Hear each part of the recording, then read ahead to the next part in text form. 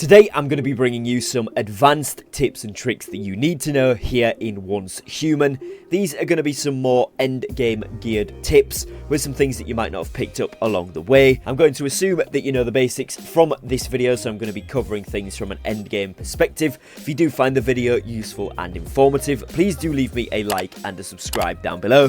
And without further ado, let's jump into the video. So if you've watched any of my previous tips and tricks, guide videos, anything like that, you will know about food buffs here.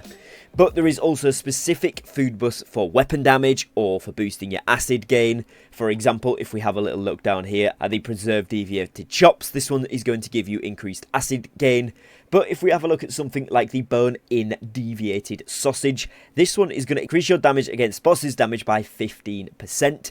This is going to be really important if you are running back-to-back bosses, things like that, trying to clear these as quick as possible, so don't miss out on these. Additionally to this, there is things that are not actually in the cooking section. So if we head over and look at our brewing barrels down here, you can see that these have pure water in. When you add either wheat or corn to these, what you will actually get is malt ale. Now wheat you will find around the map, and corn is very easy to farm. You can actually just head over to the Mayor's Market town, which is this bottom one down here in the bottom right hand corner. This bad boy, you can actually head over towards the dock. There is a farm with several corn spawns, and you can then just change worlds, get this a few times, and get quite a lot of this going. Now what this will actually do is prevent your sanity from dropping for 30 minutes, and it also gives you hydration like normal. But this is really important if you are running silos or you're running a lot of POIs, which is going to be another tip in a moment, to get all of the loot crates, because it's going to mean that your max HP is staying up there. Again, with the pro mode dungeons, not just the hard mode, the actual pro mode coming out in just a few days, is going to be super important to have some ale on you so that you don't drop your sanity and therefore drop your max HP. Now the next thing here is if you are low on HP or low on sanity, the best way to heal up is actually going to be the bath. Now this sounds weird because the bed clearly is the way that you heal back up if you are injured, but if we just go into the bath here and actually have a look at this, watch how rapidly the health and the sanity increases. Very, very quick indeed.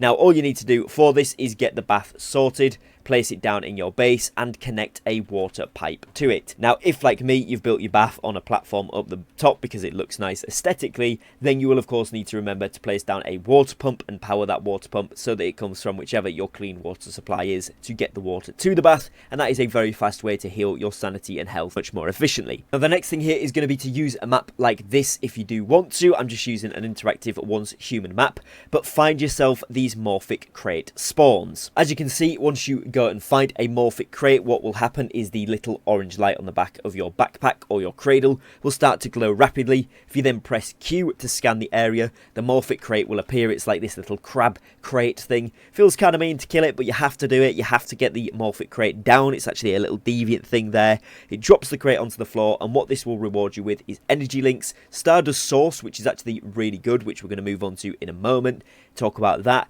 but you're going to need it for a lot of things. And the most important thing that it is going to drop for you there is the Stellar Plangula. Now this is really important because the Stellar Plangula currency, as you can see here, can be used at the Severin 7 shop in any of the settlements, which is the guy with the little Morphic crate. If you go onto the settlements, it's this guy here, the Stellar Plangula merchant. Now 8 times per season for 100 Stellar Plangula, you can actually buy a 500 credit worth Starcrum crate. So in total, that's 4,000 Starcrum you can buy, which is going to cost you 800 Stellar Plangula. But this is going to be really important because it's going to be a huge boost. On top of this, you can of course buy things like attachments and such with it. And as far as I can tell, this is a cross-season resource, so you will keep hold of this as well, which is really nice. Now with the Stardust Source, like I mentioned, you can of course use it for upgrading, calibrating weapons as well as crafting and for your AP ammo. But if you do get the right Mematic specialization, you can of course use it to craft acid as well, like you can see I'm doing here. It's quite expensive and you do need a lot of Stardust Source elsewhere, so don't overdo it with this, and it's quite a slow craft. but you are able to do it as a possibility, which is worth letting you all know about here as well, which is another reason that these Morphic crates are really good to hunt down. Now, when you're going around POIs, loot crates respawn every 4 hours or so by the server, so not 4 hours individually for you, it's going to be 4 hours for the server. Every 4 hours, they are then going to be reset. You can go and loot them again, whether it's a weapon crate or a gear crate, and of course they will then drop the items, the mods, the mod upgrade materials, the energy links, all of that good stuff stuff. So make sure that you do go around your favourite POIs when they're reset, grab the materials again so that you can stay on top of this and keep upgrading and maximising your mods, and of course getting materials with that. And on top of this as well, when you're going around, make sure you're killing the elites in the area, because of course they will drop all of their loot when they go down as well, so you can really maximise this and get some Stardust Source on there as well, and make this really overall a fantastic way to keep farming up when you are playing the game. Just generally your day-to-day activities that you do there, maximise those. Now the Deviation Mr. Wish, a lot of people wanting to get this guy. Basically what he can do is you can launch a burst at nearby enemies in the crosshair, hostile targets, marking them with the bull's eye. This is going to be super important because this means that it marks them and makes them vulnerable. Now he will automatically attack hostile targets if you just set him down to do so, but the reason he is good is applying this bull's eye trait.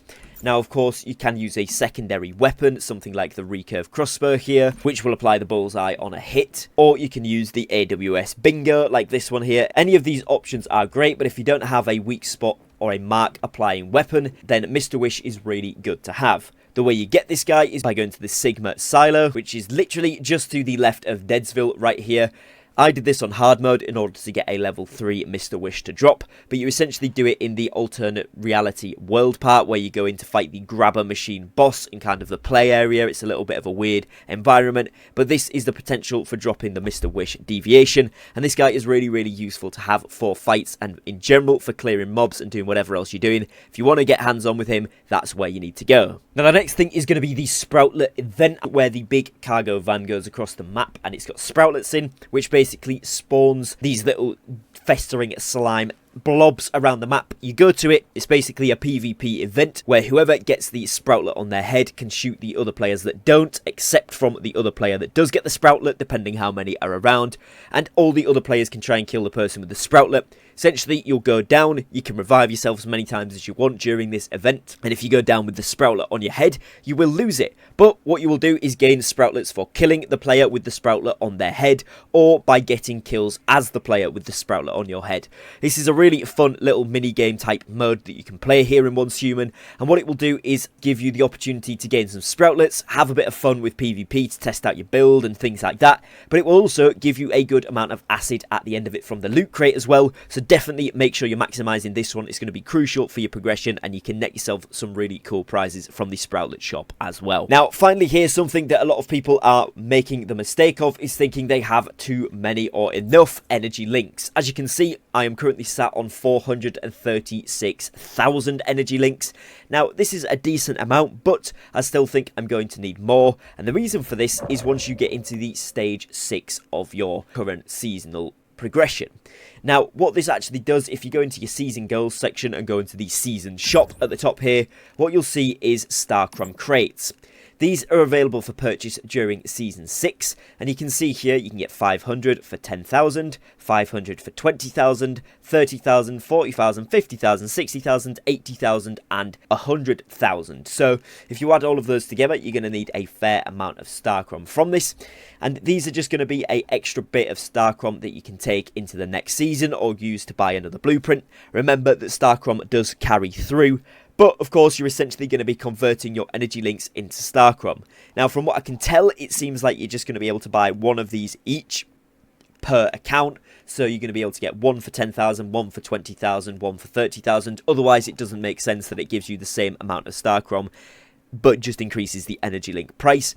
However, that being said, that's kind of the minimum that you're then going to want to have so that you can actually maximize these and take the most amount of Starcrom possible into the next season with you. So these have just been my quick advanced tips and tricks. Hopefully they have helped you out. If there's anything you think I missed that are really important for advanced players in Once Human, drop them in the comments down below. I'd love to see what you guys have come up with as well. Other than that, thank you very much for watching. Don't forget to drop me a like and a subscribe down below. Both of those things are massively appreciated, and I will catch you again very shortly on a brand new upload. Take care and peace.